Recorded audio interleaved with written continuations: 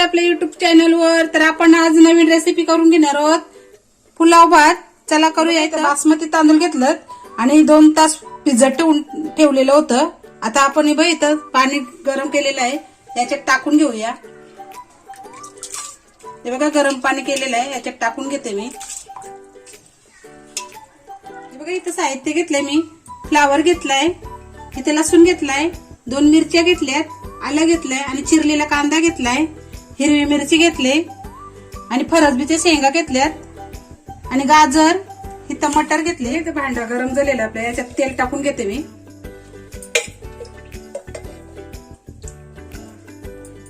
कढीपत्ता आहे आणि आलं, लसूण आणि मिरची याची पेस्ट करून घेतली मी।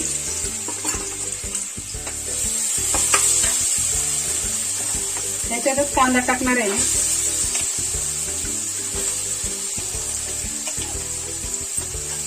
चांगला मारून घेते याला।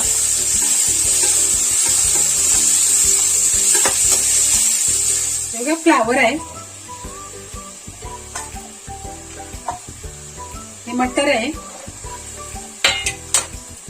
हे तेलावरच चांगलं शिजवून घेऊया सगळं। पतीच पानं, वेलची आणि दालचिनी ही पण टाकून घेते। अख्खड मसाला जास्त नाही टाकला मी, कमी टाकलाय। ही बोबी मिरची आहे, फरसबीची शेंगा आहेत आणि गाजर आहे। आता याला सरला मारून घेऊया, चांगलं शिजवून घेऊया तेलावरच। आता झाकण देऊन ठेवूया याला। जिरा पावडर आहे, धना पावडर आहे, थोडा चाट मसाला घेतलाय आणि हा पुलाव मसाला आहे।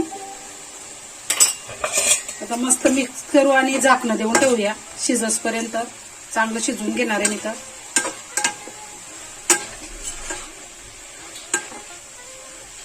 हे बघा झाकण देऊन टाकते, उभ्यावरच बघा मीठ टाकून घेते,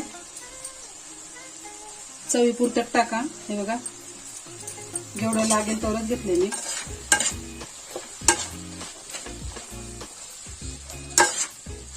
मिक्स करते चांगलं। भाजी आपली मस्त नरम झाली बघा, शिजवून घेतलेली मी इथं। आता भात टाकून घेते मी इथं। हे बघा राईस बासमती तांदूळ आहे। आता हलका हलका असं मिक्स करायचं आपल्याला, जास्त नाही घाटा मारायचं।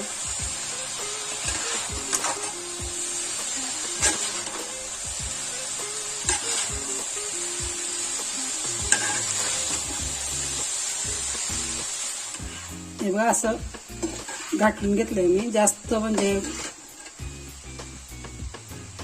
हलका हलकाच घेतलंय असं करून। तर आपला पुलाव भात तयार झालेला आहे। रेसिपी आवडल्यास तर लाईक करा, शेअर करा, कमेंट करा, सबस्क्राईब करा। धन्यवाद।